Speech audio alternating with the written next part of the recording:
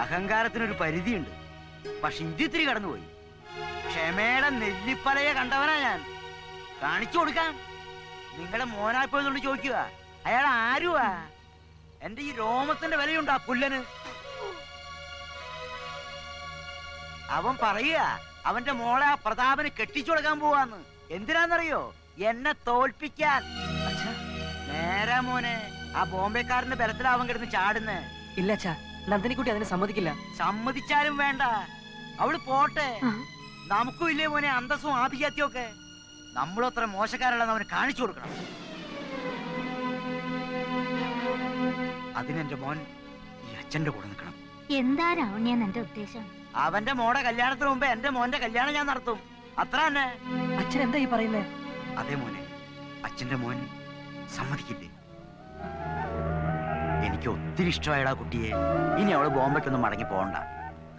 അയ്യോ അച്ഛാ, അത് നന്ദിനിക്കുട്ടിയേക്കാൾ നിനക്ക് ചേരുന്നത് ദീപയാണ്.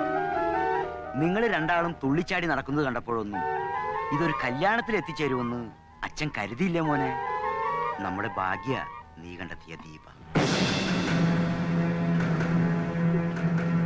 നന്ദിനിക്കുട്ടി,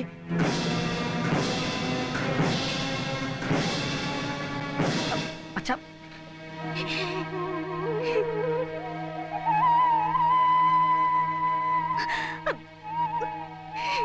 നന്ദിനിക്കുട്ടി, ഇത്രയും ചേർച്ചയുള്ള ഒരു ജാതകം ഈ അടുത്ത കാലത്തെങ്ങും കണ്ടിട്ടില്ലെന്നാണ് പുതുമന തിരുമേനി പറഞ്ഞത്. തിരുമേനി ചേർത്ത ജാതകങ്ങളൊന്നും പിഴച്ചിട്ടില്ല. തെക്കേത്തൊടിയിലെ ബാലകൃഷ്ണന്റെ അവസ്ഥ ഒന്ന് ആലോചിച്ച് നോക്കിയേ.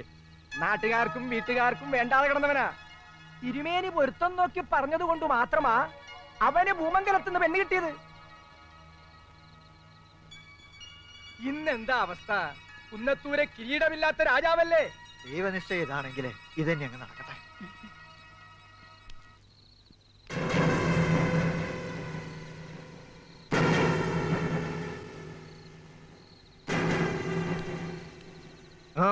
എവിടാ? എനിക്ക് നന്ദിനിക്കുട്ടി ഒന്ന് കാണണം. വേണ്ട, ഇനി ആ പേരും പറഞ്ഞ് ആരും ഇങ്ങോട്ട് വരണ്ട. ഇല്ല, എനിക്ക് കാണണം. പിന്നെ ഇത്രയും നാൾ കണ്ടതും കേട്ടതൊക്കെ മതി. എന്താ മനസ്സിലായിരുന്നുണ്ടോ? അത് താനങ്ങ് തീരുമാനിച്ചാ മതി. തൽക്കാലം ഞാൻ തീരുമാനിച്ചാ മതി. പ്രതാപ, നന്ദിനിക്കുട്ടി ഒന്ന് കാണണമെന്നല്ലേ സുധി പറഞ്ഞോളൂ. കണ്ടോട്ടെ. നീ എന്തിനാ കാണണേ? എന്റെ തന്ത രാവുണ്ണിമേനൊന്നും പറഞ്ഞില്ലാന്നുണ്ടോ? ആരൊക്കെ എന്തൊക്കെ പറഞ്ഞാലും നന്ദിനിക്കുട്ടി എനിക്കുള്ളതാ. അത് സുധി മാത്രം തീരുമാനിച്ചാ പോരല്ലോ. പിന്നെ നിങ്ങളാണോ തീരുമാനിക്കുന്നത്?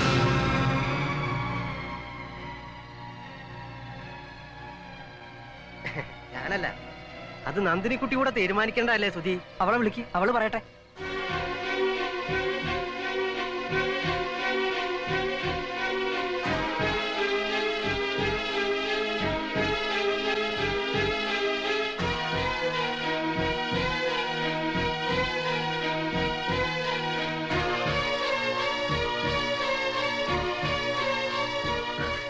എനിക്കൊന്നും പറയാനില്ല.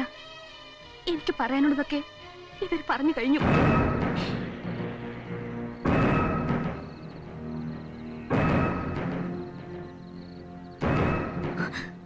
ഇനി ഒരിക്കലും നമ്മൾ തമ്മിൽ കാണരുത്.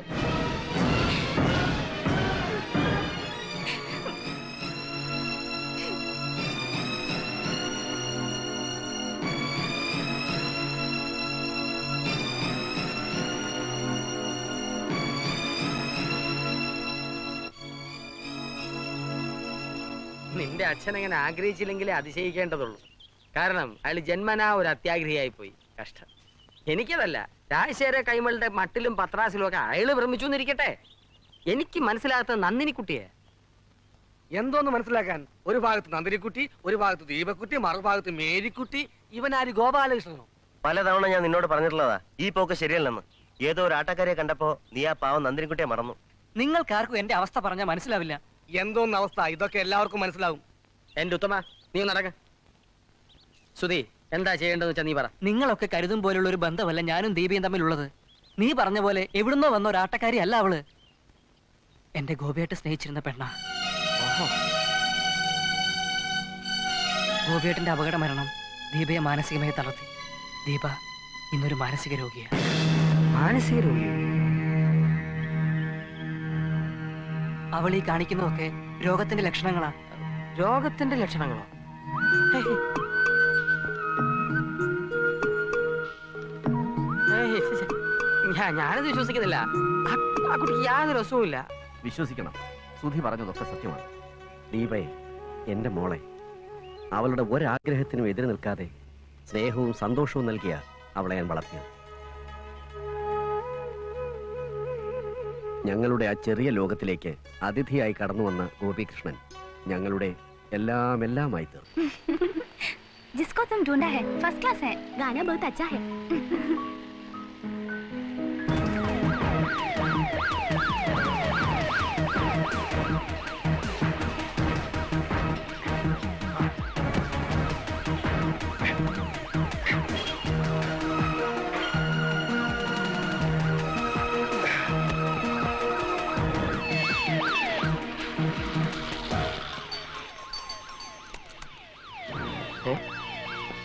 അവന്മാര് പുറകെയുണ്ട്, ഒന്ന് കൈകാര്യം ചെയ്യണം. അല്ല,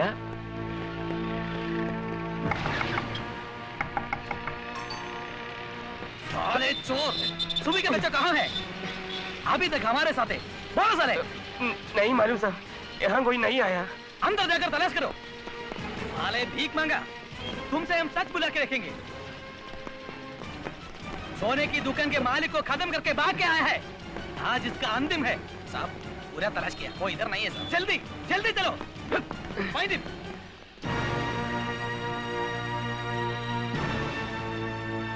ചാക്കിനകത്ത് കയറി സ്റ്റോർ റൂമിന്റെ സൈഡിൽ ചെരിഞ്ഞിരുന്നു. അവര് കണ്ടില്ല. പട്ടി കഴിവറാമോൻ, അവന്റെ ഒരു ചാക്ക്. ഏത് നശിച്ച നിമിഷത്തിലാ നമ്മൾ തമ്മിൽ കണ്ടുമുട്ടിയത്? അത് നിനക്ക് ഓർമ്മയില്ലല്ലോ. രക്തത്തിൽ കുളിച്ച് ബോധമില്ലാതെ കിടക്കുകയായിരുന്നില്ലേ? എന്തിനായിരുന്നടാ അന്ന് എന്നെ രക്ഷിച്ചത്? ആ ബൈക്ക് ആക്സിഡന്റിൽ പെട്ട് ഞാൻ മരിച്ചിരുന്നെങ്കിൽ എനിക്കിതൊന്നും കാണേണ്ടി വരില്ലായിരുന്നല്ലോ. എടാ, നന്ദിയേട് കാണിക്കാൻ എന്റെ മനസ്സ് അനുവദിക്കുന്നില്ല. അല്ലേന്ന് ഞാൻ പോലീസിൽ ഏൽപ്പിച്ചേനെ. അയ്യോ പാവം. എന്തിനാ നിന്റെ ഈ ചിരി ഉണ്ടല്ലോ, എനിക്ക് ചൊറിഞ്ഞു വരുന്നു. അധികം ചൊറിയണ്ട. നിനക്ക് നിന്റെ വഴി, എനിക്ക് എന്റെ വഴി. ഞാൻ കക്കേ കള്ളക്കടത്ത് നടത്തുക എന്ത് വേണമെങ്കിൽ ചെയ്യും. എന്നാ പോടാ, പോയി നശിക്ക്. ഈ തലയെടുത്തെന്ന് പറഞ്ഞാലേ തൂത്താ പോവല്ല. വേഗം ചെയ്യും.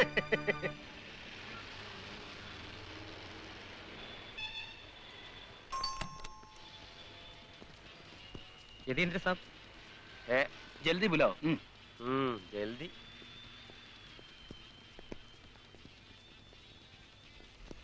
ചെല്ല് ചെല്ല്. വല്ല മാർവാടിയുടെയും സമ്പാദ്യം കുലയോടെ ചെത്തിക്കൊണ്ട് വന്നിട്ടുണ്ടാവും.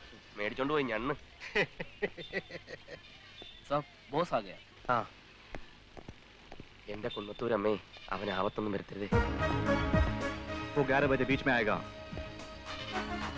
काला चश्मा और सफेद दस्ताना पहन की एक नीग्रो, एक काला भूत जैसा. बाकी हम जैसे बोला विक्रम. भला हो. Thank you sir. ഇവനൊന്നും ഒരു കാലത്ത് നന്നാവില്ല.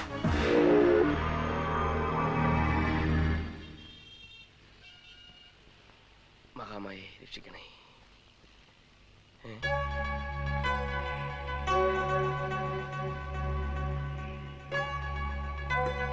ഇതെന്തോന്നാ? ശംഖ്, സ്വർണ്ണ ശംഖ്. അതെനിക്ക് മനസ്സിലായി. ഞാൻ ചോദിച്ച ഇതെങ്ങനെ ഇവിടെ വന്നു എന്നാ. ഏത് ക്ഷേത്രത്തിലേടാ ഇത്? ആവശ്യമില്ലാത്ത കാര്യങ്ങളൊക്കെ നീ എന്തിനാ അന്വേഷിക്കുന്നത്? ഇതിന്റെ ചരിത്രവും ഭൂമിശാസ്ത്രവും ഒന്നും എനിക്കറിയില്ല. ഓസ് ഇന്നലെ വിൽക്കാൻ തന്ന കൂട്ടത്തിന്ന് ഞാൻ അടിച്ചു മാറ്റിയ. 1 കിലോ കാണും അല്ലേ? ദൈവത്തിന് നിരക്കാത്ത നീ കാണിക്കരുത്. ഓ പിന്നെ ദൈവത്തിന് നിരക്കായിക. ജീവൻ പണയം വെച്ചുള്ള കളിയാ. അതിന് തക്ക പ്രതിഫലമൊന്നും അയാൾ തരുന്നില്ല. പിന്നെ ഇവനൊക്കെ ഏത് സമയവും നിറം മാറാം. എപ്പോ വേണമെങ്കിലും എന്നെ പറിച്ചെറിയാം. അതുകൊണ്ട് എന്റെ ഗോപികൃഷ്ണ, 50 ലക്ഷം അയാൾക്ക് കിട്ടുമ്പോ 5 ലക്ഷം ഞാൻ എടുക്കും. അതിലെന്താ തെറ്റ്? എടാ, ഈ ശംഖ് ഏതെങ്കിലും മഹാക്ഷേത്രത്തിലെ പൂജാദ്രവ്യമായിരിക്കും. ഇത് കാണാത്തതിന്റെ പേരിൽ ഒരു സമൂഹം മുഴുവൻ ദുഃഖിക്കുന്നുണ്ടാവും. എന്തെല്ലാം അനർത്ഥങ്ങൾ ഇതുമൂലം ഉണ്ടാവും നിനക്കറിയോ? ചിലപ്പോ ഒരു നഗരം മുഴുവൻ വർഗീയ ലഹളയിൽ കത്തി അമരുകയാവും. യതീന്ദ്ര, ദൈവത്തിനോടുള്ള കളി നിനക്ക് നല്ലതിനല്ല. നീ ഇത് തിരികെ ഏൽപ്പിക്കാൻ നോക്ക്. നല്ല കളിയായി. ഇത് മോഷ്ടിക്കാൻ പെട്ടതിന്റെ പാട് എനിക്കല്ലേ അറിയൂ. അതേടാ, പാട് തന്നെയാ. ഞങ്ങളുടെയൊക്കെ വിശ്വാസത്തിന്റെ കാവലിലാടാ കോടിക്കണക്കിന്റെ ഈ സ്വത്തുക്കളൊക്കെ ക്ഷേത്രത്തിൽ സൂക്ഷിച്ചിരിക്കുന്നത്. എന്തോന്ന് വിശ്വാസം, എന്തോന്ന് ദൈവം. എടാ, കൺമുമ്പ് കാണാത്തൊന്നും വിശ്വസിക്കരുത്. നീ ദൈവത്തെ കണ്ടിട്ടുണ്ടോ? ഉണ്ടടാ, എന്റെ കുന്നത്തൂരമ്മ എപ്പോഴും എന്റെ കൂടെ ഉണ്ട്. നിനക്കറിയോ, അമ്മയുടെ വിലമതിക്കാനാവാത്ത മണിച്ചിലങ്ക നാട്ടുകാരുടെ വിശ്വാസത്തിന്റെ മാത്രം സംരക്ഷണത്തിലാ നൂറ്റാണ്ടുകളായി ക്ഷേത്രത്തിൽ സൂക്ഷിച്ചിരിക്കുന്നു. അതെന്താ ആരും എടുത്തോണ്ട് പോകാത്തത്, മോഷ്ടിക്കാത്തത്? നീയൊക്കെ 100 ജന്മം തപസ്സിരുന്നാലും അതിലൊന്ന് തൊടാൻ പോലും പറ്റില്ലടാ. ഞങ്ങളുടെ ഗ്രാമത്തിന്റെ ചൈതന്യമാണത്, ഞങ്ങളുടെയൊക്കെ രക്ഷയാണത്, ജീവനാണത്. അതുപോലെ ദിവ്യമായ ഏതോ ക്ഷേത്രത്തിലെ ശങ്കാണിത്. ഇത് തിരികെ എത്തിക്കുന്ന യതീന്ദ്ര നിനക്ക് നല്ലത്. ദിവ്യമായ ശങ്കം, അതിലും ദിവ്യമായ മണിച്ചിലങ്ക. യതീന്ദ്രനെ കുറച്ചു ദിവസങ്ങളായി ബോംബെയിലെങ്ങും കാണുന്നില്ലെന്ന് പറഞ്ഞ് വിഷമിച്ചെത്തിയ ഗോപികൃഷ്ണനെ ഞാൻ ആശ്വസിപ്പിച്ചയച്ചു. ഏറെ വൈകും മുമ്പ് യതീന്ദ്രൻ മടങ്ങിയെത്തി. നീ പറഞ്ഞപ്പോഴൊന്നും ഇത് ഇത്ര ഗംഭീരമായിരിക്കുമെന്ന് ഞാൻ കരുതിയില്ല. ഈ മണിച്ചിലങ്ക ബോസിന് ഭയങ്കരമായിട്ട് ഇഷ്ടപ്പെട്ടു. ആ പിന്നെ കച്ചവടം ഉറപ്പിച്ചു. യൂറോപ്പിൽ നിന്ന് വന്ന സായിപ്പിന് ഇത് കൂടിയേ തീരൂ. ആ യൂറോപ്പിലേക്ക് കപ്പൽ കയറുന്നതിന് മുമ്പ് നിന്നെ ഒന്ന് കാണിച്ചില്ലെങ്കിൽ കഷ്ടമല്ലേ? ഒന്ന് തൊട്ട് പണിക്കോ.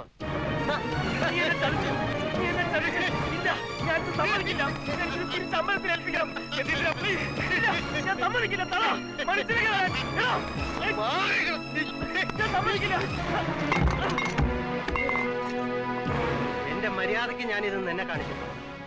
അപ്പൊ നീ കൂടുതൽ ഷൈൻ ചെയ്യാ.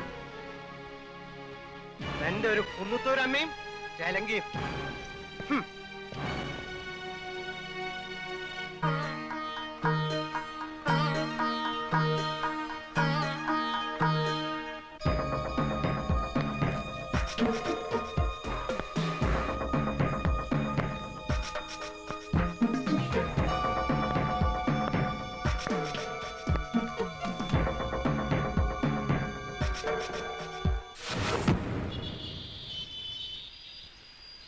ചതിച്ചു, യതീന്ദ്രൻ നമ്മളെ ചതിച്ചു. ഇത് കുന്നത്തൂരമ്മയുടെ മണിച്ചിലങ്കയാ, നഷ്ടപ്പെടരുത്. എങ്ങനെയും ഇത് കുന്നത്തൂർ എത്തിക്കണം. എത്രയും പെട്ടെന്ന് ഇതുമായി ഇവിടുന്ന് രക്ഷപ്പെടണം. ഞാൻ പുറകെ വന്നോളാം. ശരി.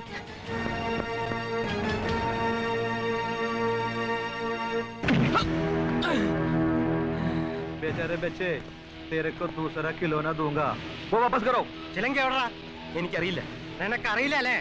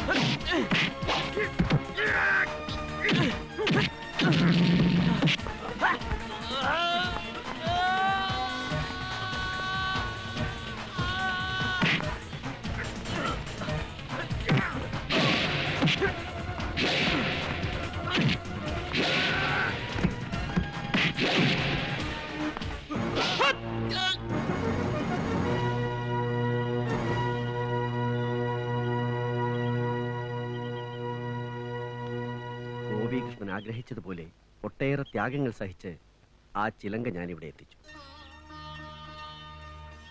അത് തിരുനടയിൽ എത്തിക്കാൻ നിങ്ങൾ എന്നെ സഹായിച്ചാൽ ദേവി എന്റെ കുഞ്ഞിനെ അനുഗ്രഹിക്കും. ഇപ്പൊ ചിലങ്ക എവിടെ? ഭദ്രമായി സൂക്ഷിച്ചിട്ടുണ്ട്. അത് തിരുനടയിൽ എത്തിയാൽ യതീന്ദ്രൻ വെറുതെ ഇരിക്കില്ല. എന്തും ചെയ്യാൻ മടിയില്ലാത്തവനാണോ? ഈ ചിലങ്ക വെച്ച് വേണം യതീന്ദ്രനെ കെണിയിൽ വീഴ്ത്തേണ്ടതും നന്ദിനിക്കുട്ടിയെ നീ സ്വന്തമാക്കേണ്ടതും. അതുകൊണ്ട് ഇനിയുള്ള ഓരോ ചുവടുവയ്പും വളരെ കരുതലോടുകൂടി വേണം.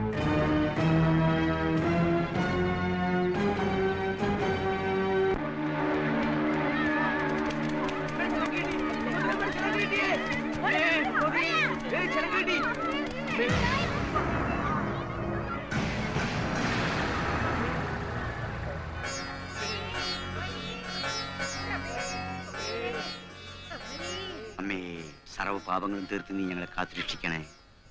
വെളിച്ചപ്പാടിനെ വിളിച്ചോളൂ.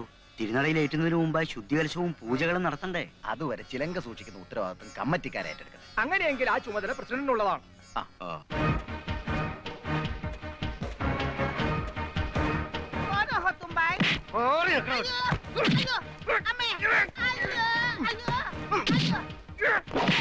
നിന്നെ ചിലങ്ക കൈമാറിയിട്ട് നീ രക്ഷപ്പെടാന്ന് കരുതി അല്ലടാ.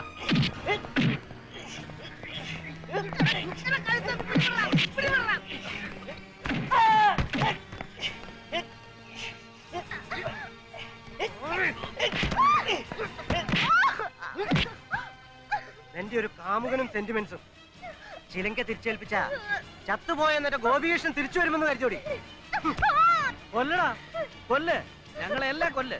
ഏതെല്ലാം വേഷം കെട്ടി എന്തൊക്കെ കളി കളിച്ചാലും നിന്റെ ഉദ്ദേശം നടക്കില്ലടാ. കൊല്ലും, എല്ലാറ്റിനെയും കൊല്ലും. ചിലങ്ക കിട്ടിയില്ലെങ്കിൽ നിന്നെയൊക്കെ ഇഞ്ചിഞ്ചായി അരിയും ഞാൻ. എന്നെ കൊലക്കി കൊടുത്തിട്ട് ജീവിക്കാമെന്ന് കരുതിയോ?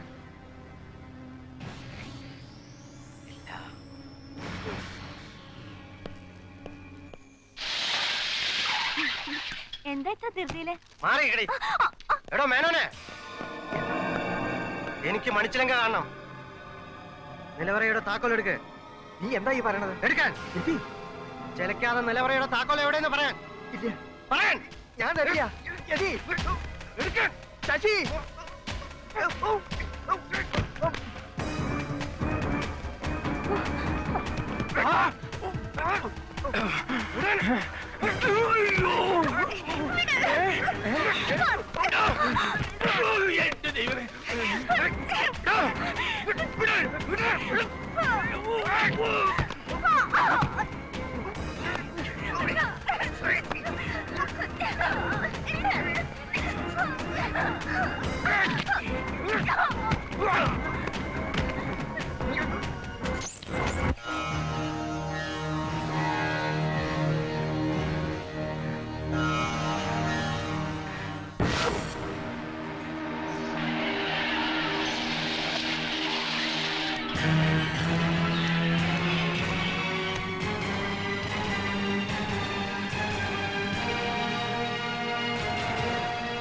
ഞങ്ങളെയൊക്കെ വിഡ്ഢികളാക്കിയിട്ട് മണിച്ചിലങ്കയും കൊണ്ട് കടന്നു കളയാമെന്ന് കരുതി അല്ലടാ. ഗോപിയേട്ടനെ കൊന്നിട്ട് നീ ഇവിടെ നിന്ന് നാടൻ കളിക്കുന്നതാ. മണിച്ചിലങ്ക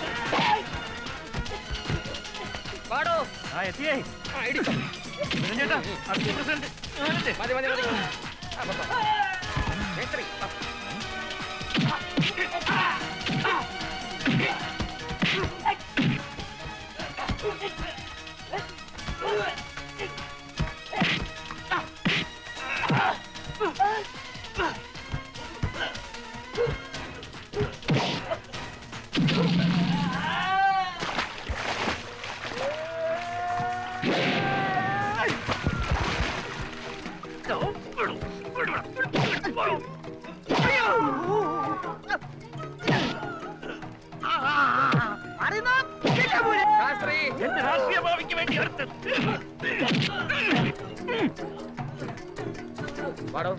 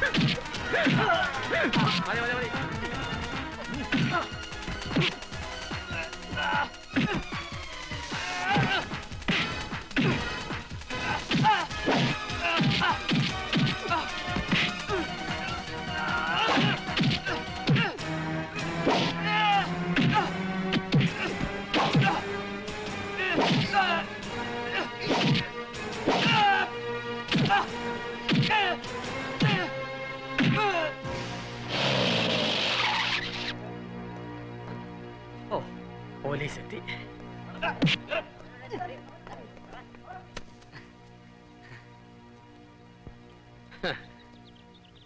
ഇപ്പോഴെങ്കിലും ഈ ജവഹരക്കുറിപ്പിനെ ശരിക്കും മനസ്സിലായി കാണുമല്ലോ ഇല്ലേ? ഒഫീഷ്യൽ ഫോർമാലിറ്റീസിന് വേണ്ടി ഒരിക്കൽ കൂടി നിങ്ങൾ സ്റ്റേഷനിലേക്ക് വരേണ്ടി വരും. തീർച്ചയായും വരണമല്ലോ. കുന്നത്തൂർ നിവാസികളുടെയും അവരുടെ സ്വന്തം പ്രസിഡന്റായ ജവഹരക്കുറിപ്പിന്റെ കഴിവും ബുദ്ധിശക്തിയും അവശേഷിക്കുന്ന സങ്കീർണങ്ങളായ കേസുകൾക്ക് തുമ്പുണ്ടാക്കാൻ വേണ്ടി വിനിയോഗിക്കുമെന്ന് ഇതിനാൽ പ്രതിജ്ഞ